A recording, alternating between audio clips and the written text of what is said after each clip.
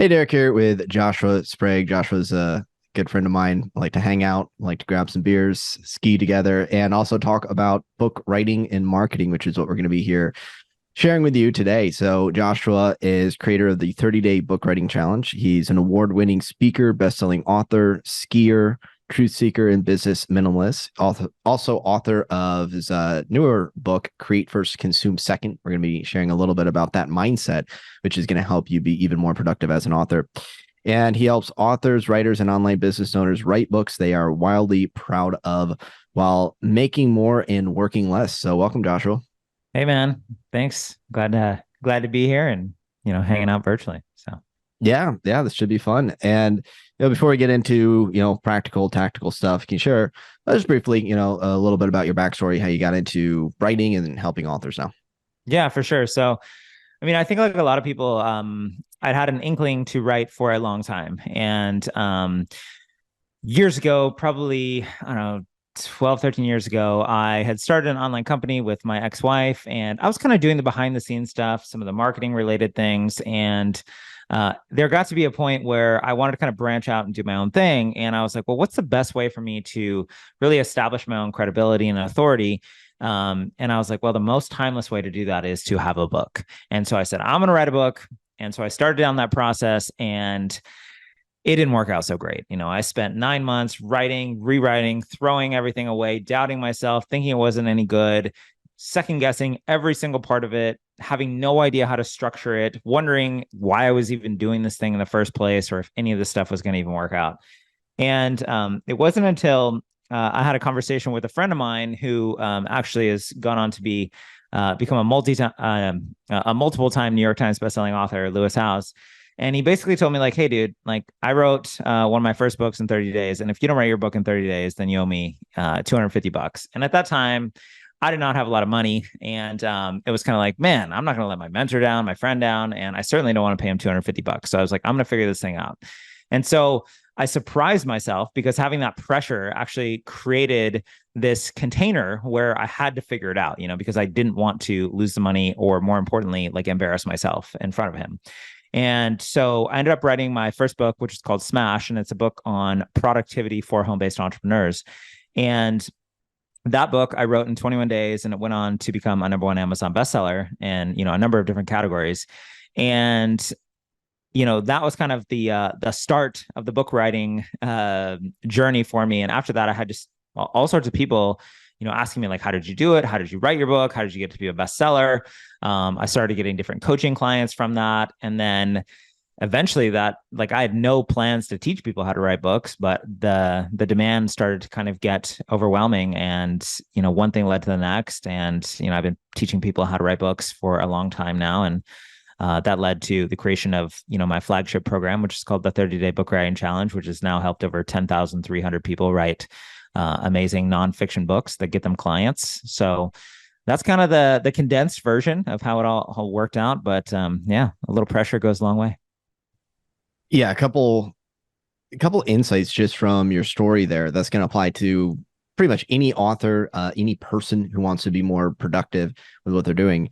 And one idea is even just this idea of giving yourself 30 days to do something. And it doesn't have to be 30 days. It could be a 7-day challenge, could be a 30-day sprint. It could be a 3-day weekend immersion, whatever it is. But this idea, I found that so true for myself, where it's like, if I don't have a deadline and if it doesn't have a certain amount of pressure, things just tend to go on and on and on. I think is that Parkinson's law, where a task will expand to the time you give it. And if you give it infinite time, it seems to take an infinite amount of time to get done. Yeah. And then you also had some accountability in there. So, I mean, Yeah. we don't have to do this whole thing. This is not going to be entirely just on, how to be more productive. But let's start with this because, like, when it comes to whether it's the book writing side or the marketing side, I feel like there's kind of this idea that, oh, I just don't have enough time. I have so many things to do, like the limited bandwidth. And there's a truth to that. And then there's also, how do I say it? Like, I kind of, when I look at some authors and what they're doing, I'm like, well, they're not being very efficient with their time. So no Right. wonder it's taking so long. So, what would be maybe some practical tips or insights that you found if, let's say, an author goes, Joshua, whether it's writing a book or doing all this marketing stuff, yeah, I don't have enough time. I'm busy. Okay, some truth to that. What would you say to them that might help Yeah. them kind of work through that? Yeah, I'd say there's a couple of nuances to this. So there's a concept that I teach, and it's almost like a math equation. I'm not a mathematician, but I call it R forces C. R forces C. And what that stands for is restriction forces creativity. Okay. And so anytime you can give yourself a constrained environment, um, it will more often than not actually lead to heightened creativity and out of the box thinking. Now, does that mean it'll be your very best thinking or writing all of the time? No, it's not like a panacea where it's perfect 100% of the time. However, what does happen is the action that you take tends to override the perfectionism. Okay. So it's kind of like, let's say there's two people who are given the task to make like the perfect bowl of pottery. Okay. I'm not a potter, right? And one person spends 7 days like trying to make this one thing perfect. Okay. And the other person who is a master just makes 20 different versions of that thing over the course of the 7 days. Which one do you think gets better and better at the activity? Well, obviously, it's the person who does more of it, right?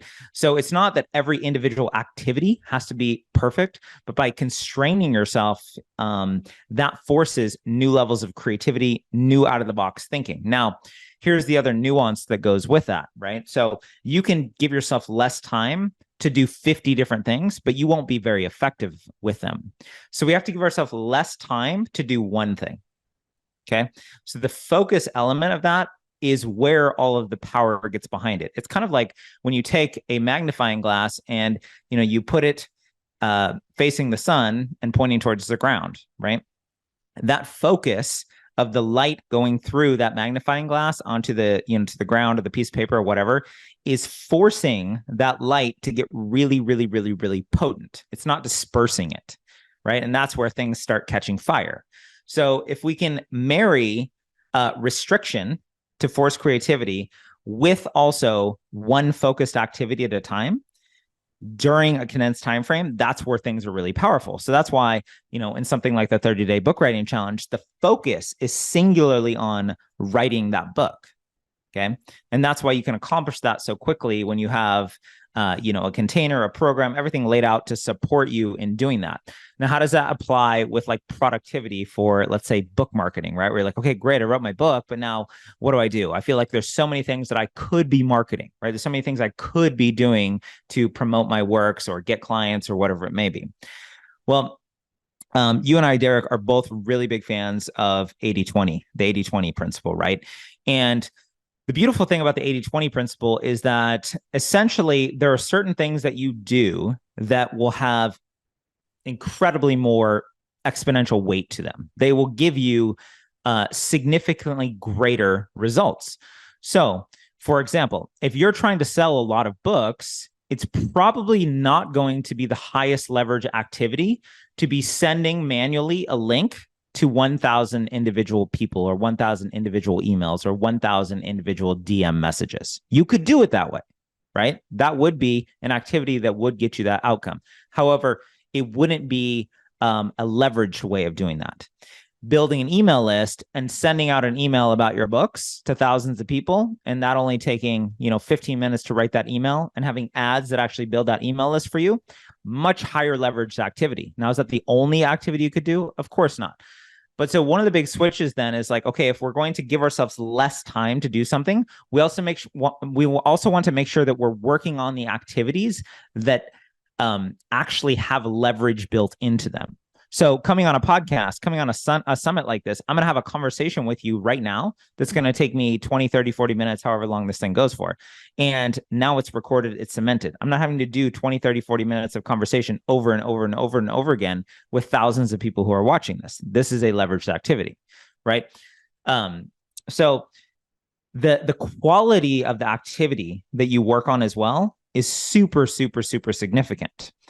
Now, sometimes there are also learning curves that have to go along with that, right? So if you're like, hey, I'm going to learn how to run ads, that's obviously a leveraged activity to sell more of my books, but I don't know how to do that.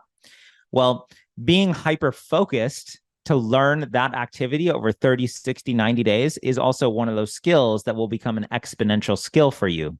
Where if you learn how to do that over time, you basically won't have to really do much to promote books or works again because you'll understand how to advertise. Does that make sense? Yeah, this is so good because there's a number of things I want to dive into here, and reiterate. So you mentioned restriction, forces, creativity.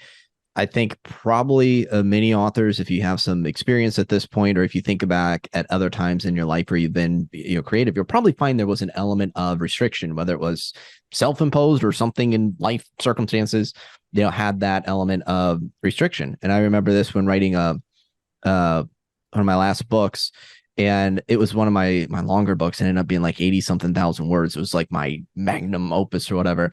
But I was just like, there's so much I could put in here. But what happened was, by giving myself more of a deadline, and then also you mentioned the word focus, I started to go, what doesn't belong in this book, right? What I can always write other books. I can always create other content. What really needs to be in this book versus not in this book? And if I didn't have that element of focus and that element of kind of looming self-imposed deadlines coming up, that thing could have just gone on forever.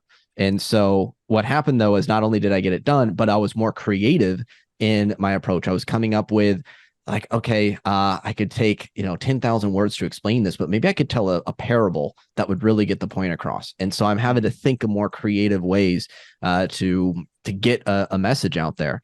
And this is something with a client. I know we're both big fans of email marketing. You brought that up.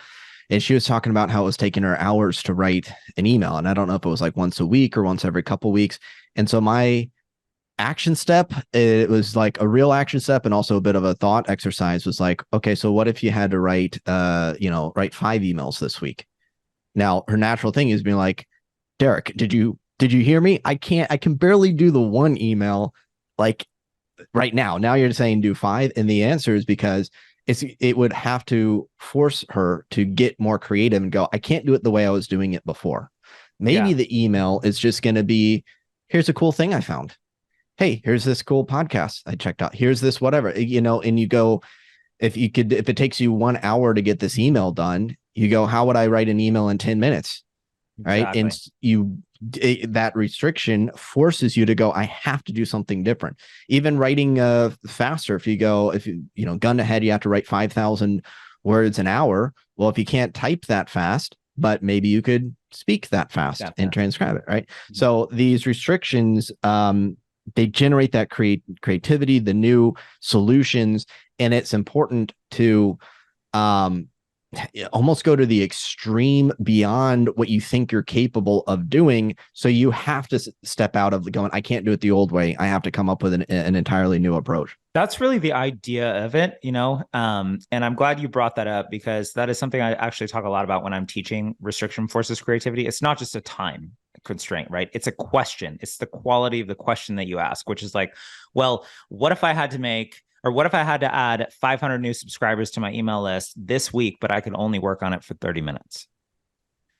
You might not know the answer to that question. It doesn't matter, right? The question is outside of your normal realm of thinking. So now all of a sudden you're going to start thinking of crazier things than you would normally think of.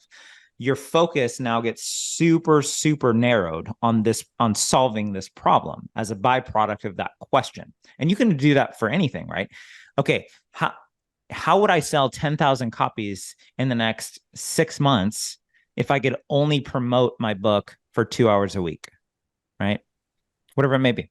So now, and if it seems too much, like it's too constricted at that point, you can always back off of it, right? You can always create less restriction. But I think in a way it's better to create more restriction just to get the mind out of the pattern, because that's the real problem that most all of us have.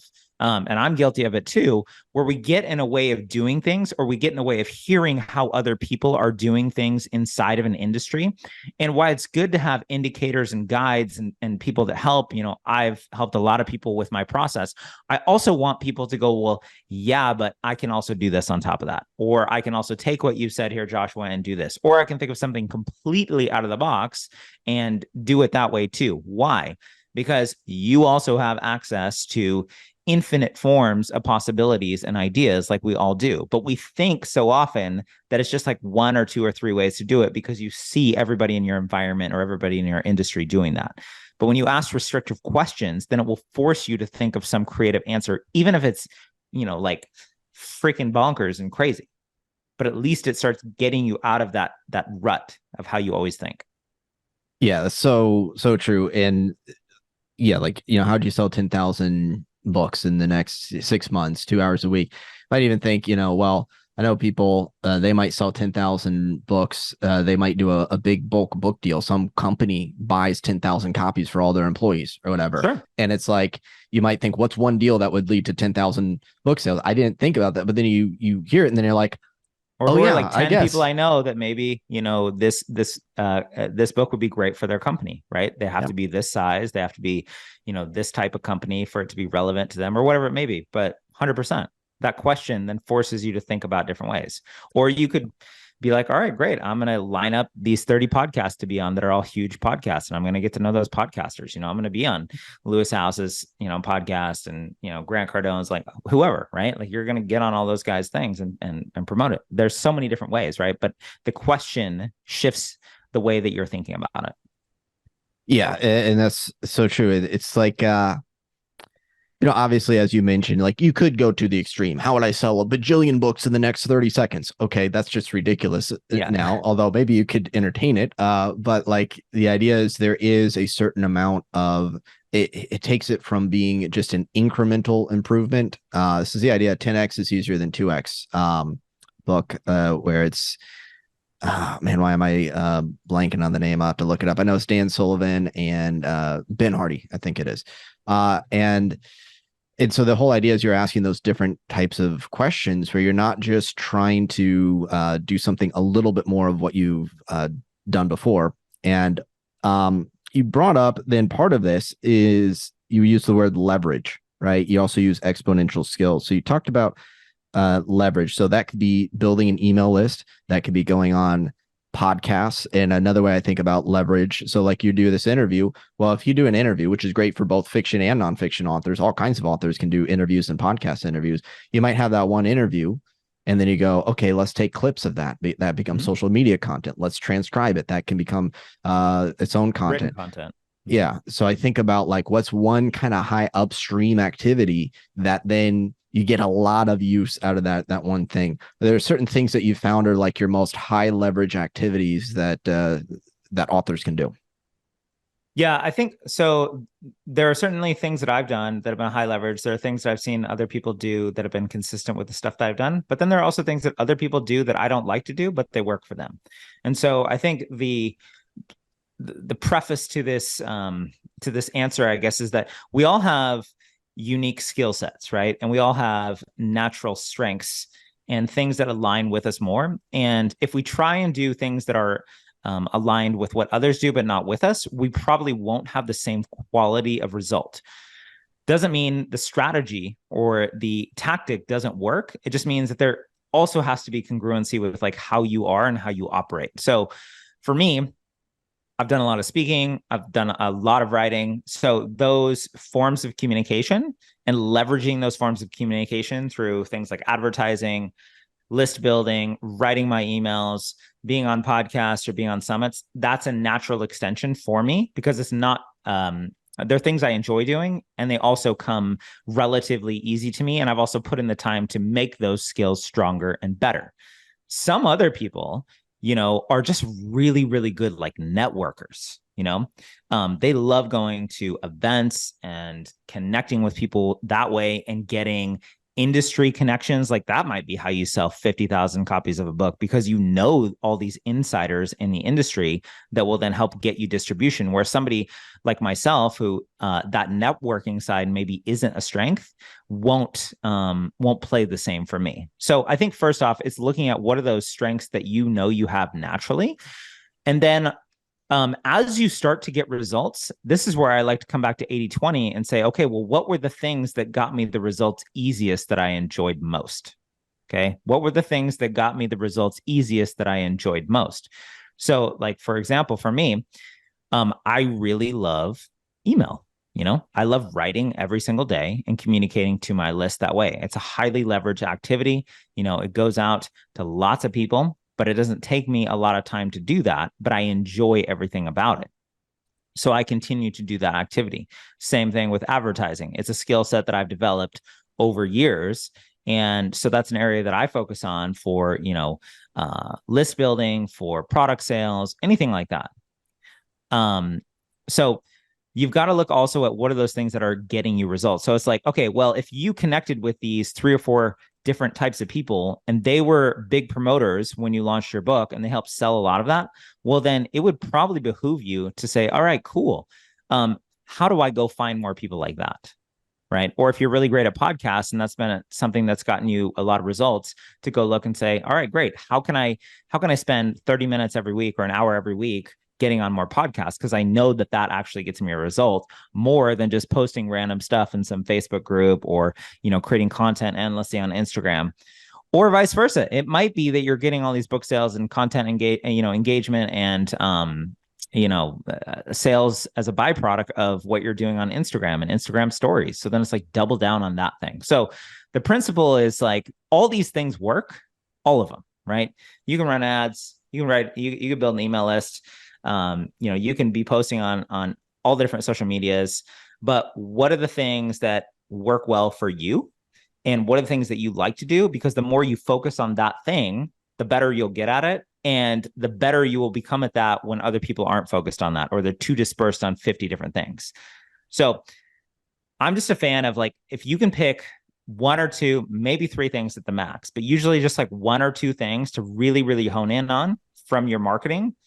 And you just are relentlessly focused on just doing that for a year, 2 years, you will be better than 98% of everybody else in that one area. That's what I've done with ads. That's what I've done with emails. That's what I've done with deconstructing the book writing process. And I think that's why, I've been able to help so many people write books so fast.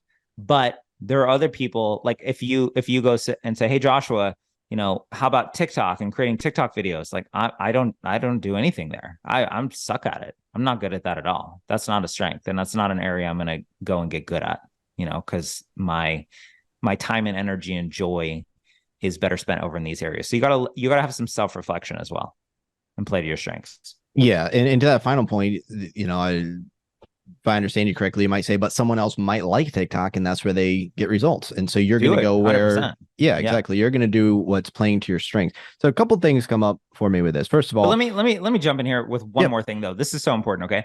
Is like all strategies work. Okay. And I know I harp on the strategies that work for me, but like all strategies work. But the one thing that I think is just of paramount importance is the more you trust yourself, the more you trust yourself and the better ideas you get. The more you trust yourself, the more you trust yourself and the better ideas you get that are aligned for your life. Your life is different than my life. My life is different than Derek's life, right? There are similarities. We can certainly help each other and share amazing things. But there is this element too, where we also have to like go back into ourselves. And this is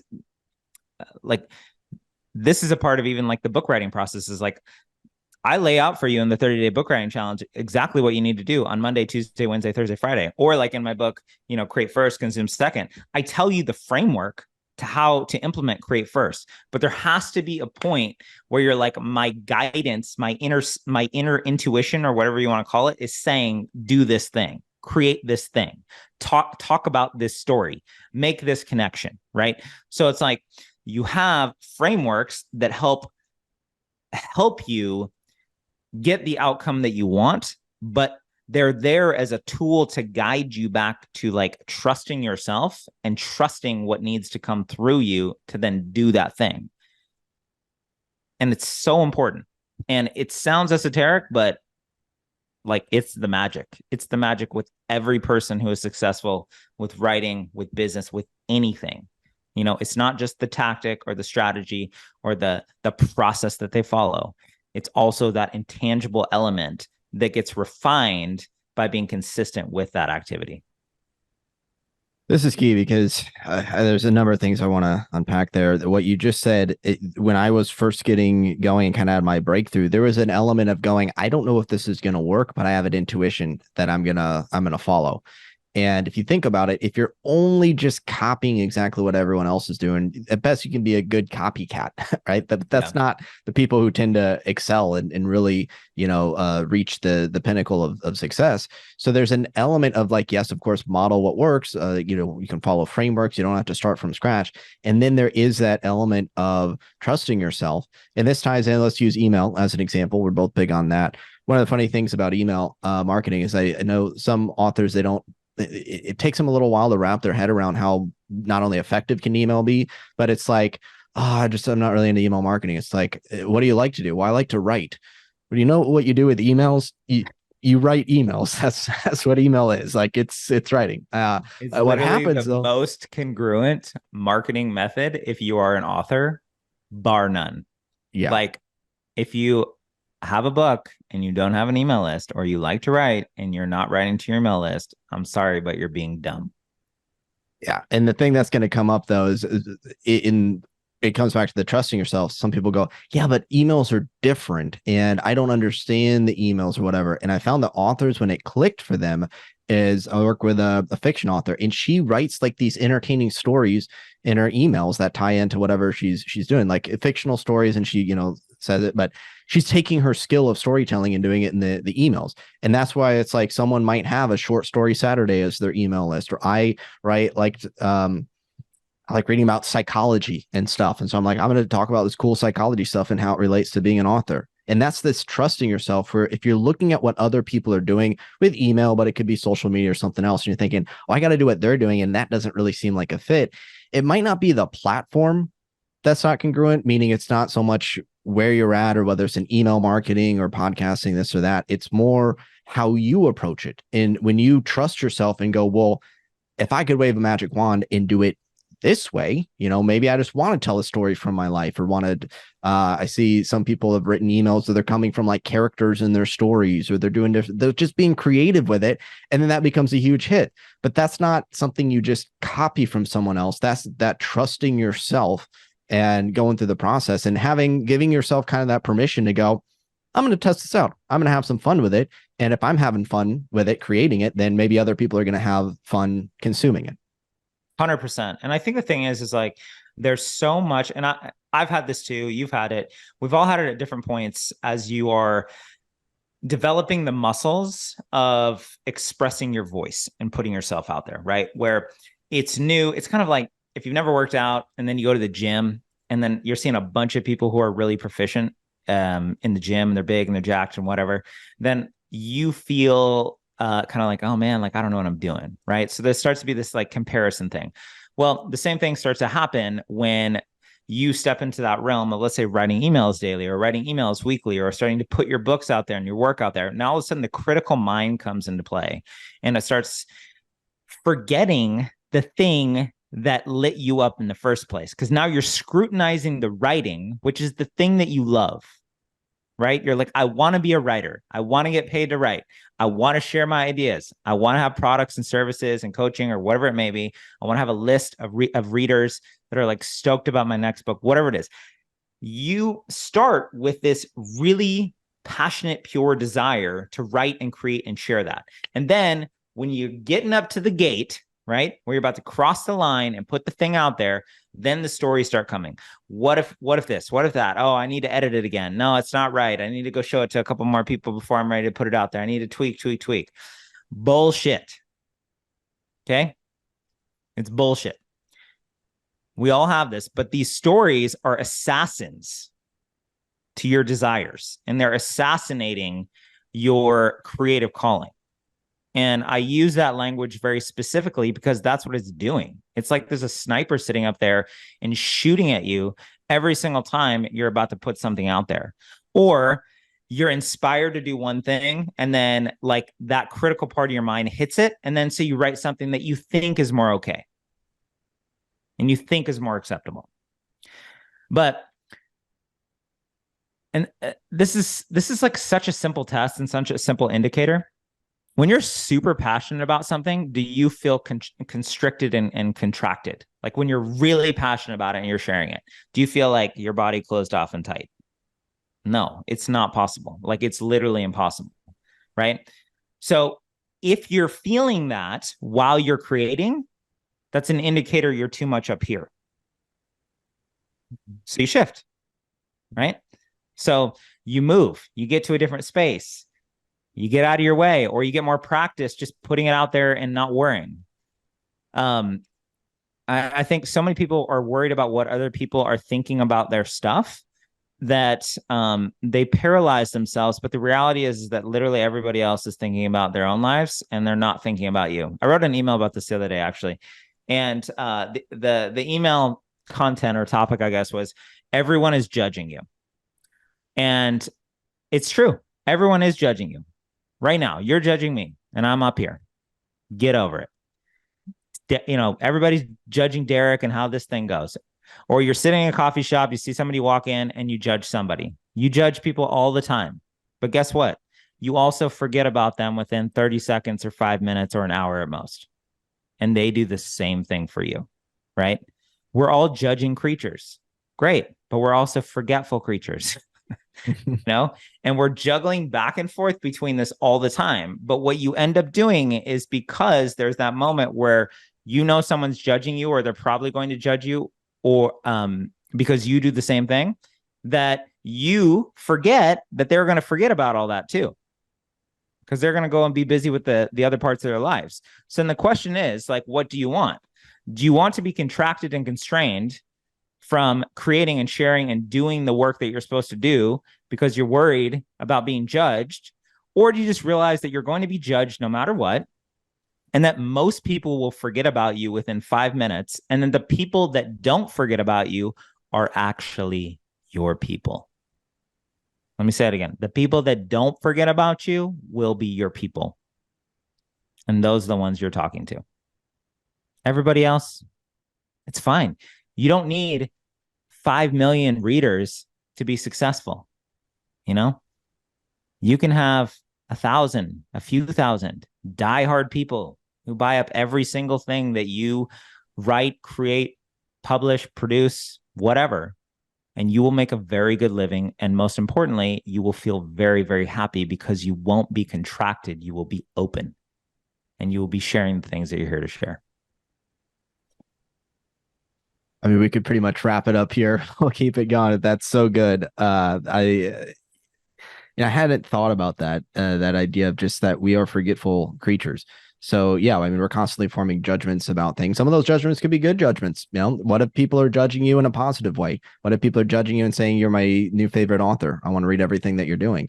And there are people who are going to be like, I don't like it, whatever. And we don't have to get too deep into this, but even sometimes some of the best content can be the 1-star reviews and the trolls and stuff. There's ways to even leverage that. I want to come back to, sort of recap this idea, like, there's so much of this is trusting your intuition, checking in. Are you contracted? Are you more expanded? Understanding you're going to resonate. And there's a skill to this too. It's not just, throw out whatever. It's like you can, work on your craft and stuff. And I'm curious where you talked earlier about kind of seeing what gets you results, right? And kind of going deeper into that. What if someone, when they're just starting out, they're going, well, great, Joshua and Derek, like, I'm writing some emails. I've gone on a couple podcasts. I've put out a few posts. I've run a couple ads. I haven't, money is not falling out of the sky yet. I don't really see much in terms of results. How do you calibrate sort of like, is this just, I need to be more patient, or this just isn't quite, working in general? Maybe you need to do something else. Yeah, that's a great question. And I think everybody has felt that in some way, especially early on, right? Because what you're dealing with is you have one reality, and that's all it is, just one reality that is your experience in that moment, right? Which is like, well, I'm trying this new thing, but I'm not seeing money, readers, whatever coming from this. But I also have this other reality that I'm moving towards or wanting to move towards, which is full of all those things. Okay. And there is a gap between those two in that moment. So what do you do? Well, I think there are two things. One, this is the most important, is that you decide if you really want it, that it's happening no matter what. That's the first thing that's most important. So like 13 years ago, before I started when I got into this whole online business thing, I used to be a ski patroller and I was making $12 an hour. It was a great job. It was fun. Like boy, got to ski around with dynamite in my backpack, blow things up, ski 150 days a year, but I didn't make any money. Right. And I was always stressed and trying to figure out what I'm going to do in the summer. Cause you only work for like 6, 7 months a year. And then you go back to like full on starvation mode. Right. But I remember asking myself, like, okay, well, how do I get to ski 100 days a year and make a lot of money? And I didn't know the answer to the question. That was a question that was kind of like what we were talking about before. It was a restriction forces creativity question. How do I get this with that? I didn't know anybody who had that answer. I had no models to follow for that. But once I asked that question and I made a decision that was something that I would figure out. And for me, it was one of those moments where it's kind of like, it doesn't really matter how long it takes me to figure this thing out. There's literally no price that I will pay to sell out my freedom. It's not possible, So I think the first thing is like, if you really want to get paid to write and be a writer or do this stuff that we're talking about here, you got to decide that like it's happening for you no matter what. And if that takes you 3 months, 6 months, 6 years, 15 years, who cares? It's done. It's happening, right? The decision is the most important piece of it because that will lead you back to the inspiration that's naturally the many inspirations, inspirational steps that are going to pop up along the way, the aligned, the inspired actions. The second piece of this, though, is also focusing on the skills that move the needle, right? So if you want to sell more books, it probably behooves you more to learn things like marketing, advertising, sales, networking, copywriting, like money list building, those kind of skills, right? Those are money making skills for you, and invest time and energy and money into developing those skill sets because you don't have them right now. And that's okay. Nobody had them, right? It's like, unless you are, I don't know, Kim Kardashian's kid, nobody is born with like 1 million Instagram followers, like that's probably like the only people in the world, right? Celebrity babies or something, but that's not all of us, right? So we all start from zero. We start from scratch. And so you have to learn those skill sets. And that was part of my journey too. It's like, all right, how do I learn to sell? How do I learn to market? How do I learn copywriting? How do I learn email copywriting? And so pick one of those skill sets and ruthlessly, relentlessly focus on developing that skill set, because once you do and you've mastered it to a degree, it makes you really, really powerful and really, really potent and effective in what you do. And it makes it look easy to everybody else. But now you understand persuasion, you understand influence, you understand media buying, or, all these other skill sets that we're talking about. So those would be the two things that I would say with that. And as you become focused on those skill sets and on making that decision, then the dominoes will start falling into place. You'll start hearing the right things. Maybe you're hearing this because you need to hear it, or maybe you're going to see something tomorrow from somebody else that you need to hear, or whatever it may be, right? You'll hear the things that you need to hear, and then you follow that until you hear the next thing. And then you follow that until you need to hear the next thing. And you keep showing up and you keep doing the thing. But you decide that there's nothing that will sell that there's no price that you'll pay to sell that out. If that's what you want, it's not for sale. Yeah, right on. There's this idea that there's that initial decision. There's that commitment. The commitment comes first, even before you know how all the pieces are going to unfold. And that's still challenging to me today, because I still sometimes get, even though I coach people on it, I think about things like, well, I don't know how to do that. I'm going to have to do all this research and figure it all out. That, I find that more often than not, when I get it done, it's because I just go, you know what, I'm going to do it. I'll figure it out. But you just make that decision. And that's what happened when I moved to LA. It was like, I'm going to figure this out. I don't know what it's going to take. I was also getting into entrepreneurship at the time. So there's music, but it was actually, I wanted to build a business. Same thing. I wanted that freedom. And so it's like, I'm going to just figure this out. And I was willing to adjust. I didn't know I was going to do Kindle publishing at first, but I started blogging, creating YouTube videos. And it's like those stepping stones, like here's an inspiration. And then by the time I discovered I won a Kindle e-reader in the mail, right? Kind of a synchronicity type of thing, but I had already been writing on blogging, and I go, I can take that writing and put it on maybe a Kindle book. So had I not been taking those initial actions, one thing would not have led to another. And had I not made that initial commitment, I never even would have gotten started, or I would have quit like after my first, I don't know, 37, things didn't work out or whatever it was. Well, and So I think that, also what happens too is that, early on, people are trying a lot of different things. But if one of the things that certainly would have shortcutted things for me is if I would have said, okay, well, what are the core money making skills that will help me get this outcome faster? And then pick one or two of those and then really dedicate the next year to becoming good at those, right? Because what a lot of people are doing right now is you're getting 800 ideas a day, especially with the proliferation of social media and all the content out there.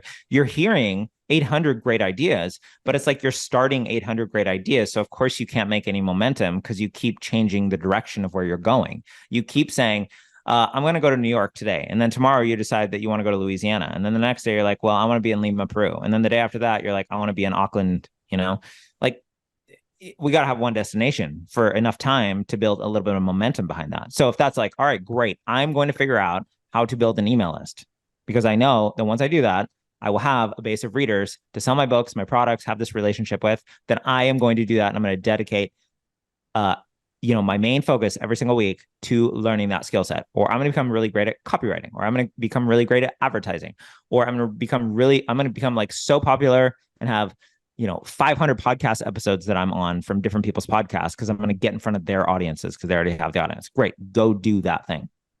But pick one or two and then blinders on it for like 6 months. yeah, this is key. And you keep coming back to email lists. I think about the benefits of, let's say you focus on building your email list, which I really think should be if you're watching all the other different trainings in this, in one way or another, if they didn't explicitly say it, there's a good chance all roads eventually lead back to your email list. So if you're running ads to sell a book, the book leads to your email list. If you're talking about getting on podcasts, get on the podcast, which leads people back to your email list. If you're doing social media, the social media is eventually going to lead, like everything eventually kind of leads back there. And the nice thing is about developing, some of these skills is if you get really good at, let's say it's advertising, if you get really good at advertising on one platform and you understand the principles, it's not as difficult to take what you've learned and apply it to a different platform. Meaning there's nuances, there are differences, right? But if you get the fundamentals of what's an attention grabbing hook, how do you make sure you speak to the right audience, the compelling offer, and that's where I think the one skill that really helped me that I got into was just persuasion and influence. And that was like the thing that I just to this day geek out over. And what's interesting, we both have a copywriting background. I used to think copywriting was like this magical thing, like no way I could ever learn to do that. And so I eventually learned and, had to figure it out before my books really became successful. But I almost approached it from like, I got into it sort of sideways, and that I got really fascinated by human psychology and persuasion. How do you speak to people? And I was sort of inadvertently getting better at copywriting once I was able to transfer those skills over. So I bring this up because what might happen, and you've heard this, Joshua. I know I've heard it from some authors who it's like, I love the writing, but I hate the marketing. The marketing, that's not my strength. And you said to play to my strengths. I just don't want to do the marketing side of things or this or that. So how do you help someone maybe think differently about that or approach it so it's not just this like necessary evil, which it kind of might sound like we're saying, or marketing or advertising or some of these things. So if an author is sitting there going, okay, well, I know maybe I need to learn some of these skills, but what if that just really doesn't feel like the kind of thing that lights me up? And maybe I feel a little bit of that constriction when we start talking about marketing books. Yeah. So, first off, you just got to get over it because marketing and selling are the most beautiful things in the world. That's all you're doing when you're writing a book. Okay. Right now, though, the problem is you have a story around what it means. So it's not actually marketing or selling, because you sell stuff all the time. You market stuff all the time. If you influence your friends, your children, whatever, at any point in time, you are doing marketing and selling. If you're sharing stuff that you're passionate about, you're marketing and selling. And why wouldn't you want to share the stuff that you wrote and shout it from the top of your lungs? Create first, consume second. This is my latest book. I will die on this hill. I believe in my core that this method like will change your life. This is such a simple concept. I'll talk about it all day long. You know, I don't have a story in my head anymore that says something bad happens to me if I sell, right? Or what are these people going to think about if I sell?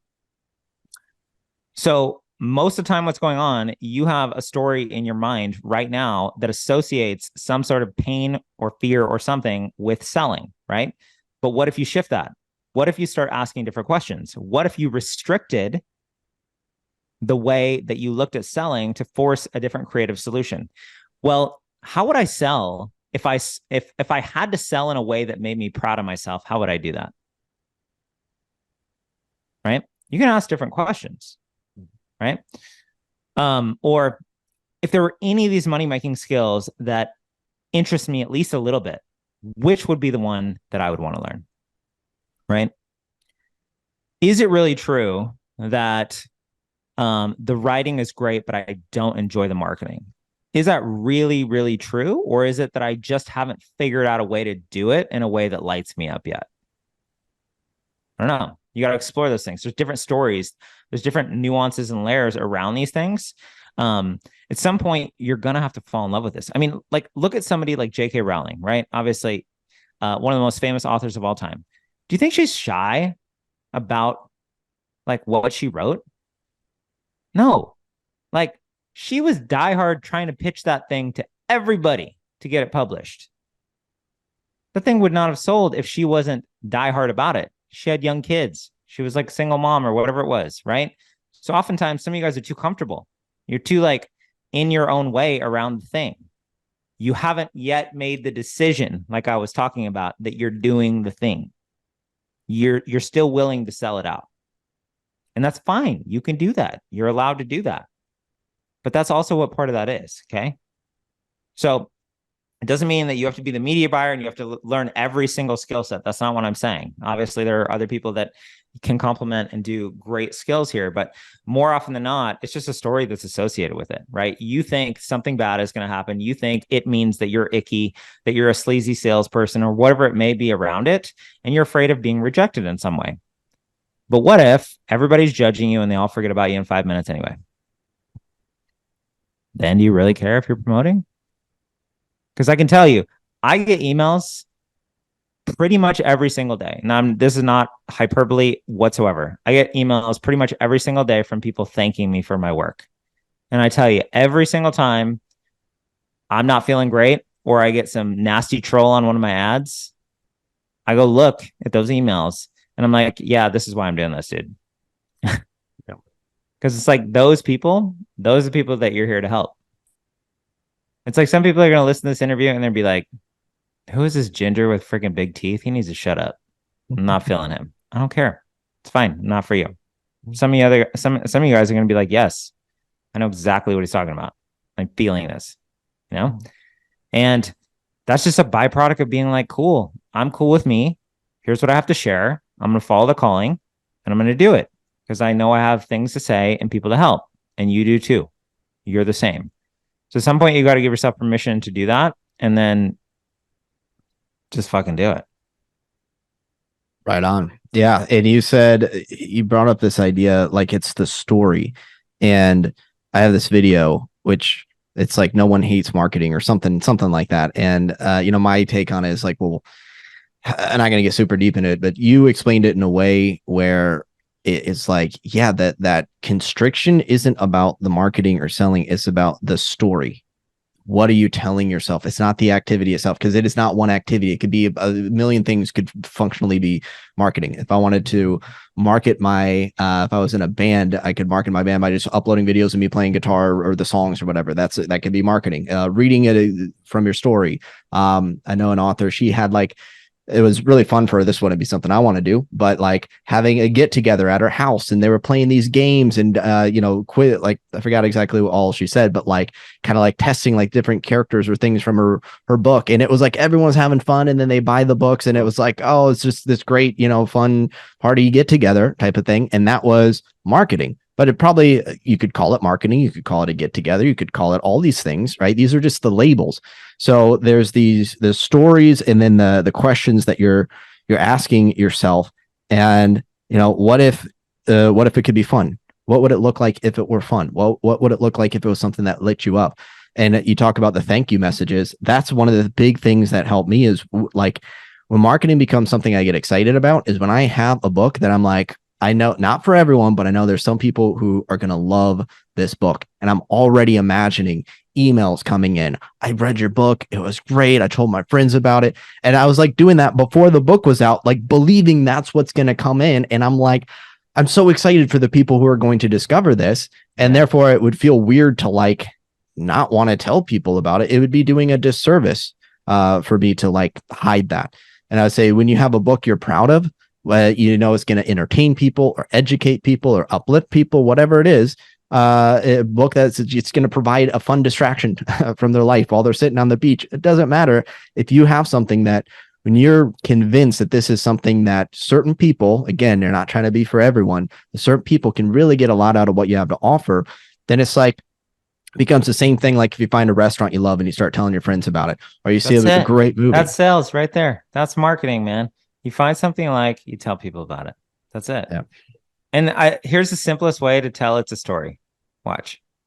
So imagine yourself sitting at your computer, right?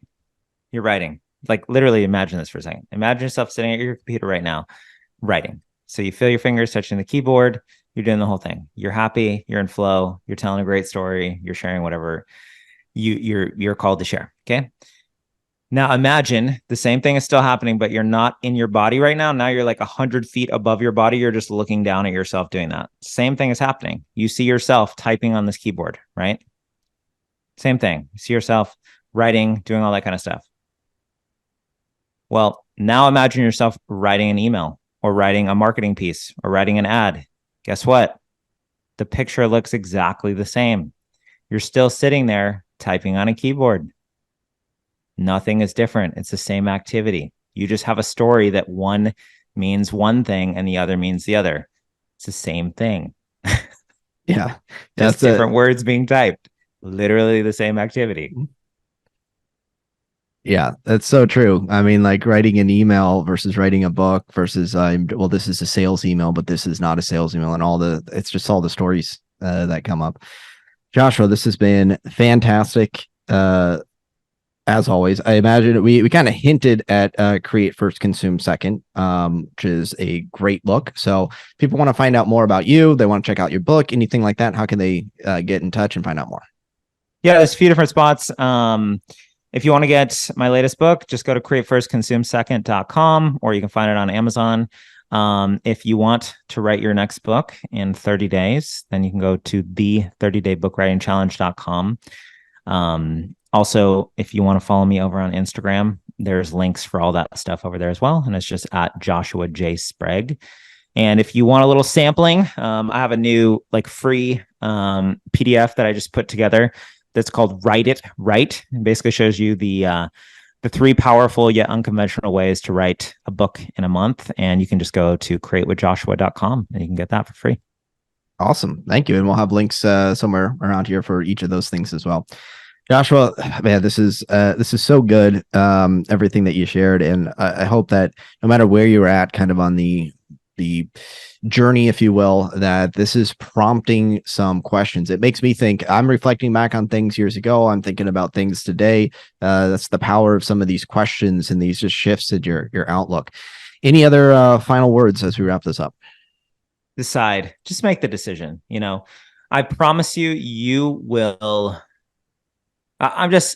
For me personally, I'm just super glad I made that decision, even though I had no idea how 13 years ago. Because it's not to say that there aren't challenges in life and all that kind of stuff, that there aren't ups and downs. We're humans. We have that as part of our experience. But life looks wildly, wildly, wildly different. And significantly, I don't know, just more incredible than I even would have imagined had I not made that decision. So if you want to be a writer, if you're called to share your work, if you are here at this summit, then like just make the decision and allow yourself to make that decision. Perfect. Thank you so much. It's great to be here. Thanks again, Derek. I really appreciate it.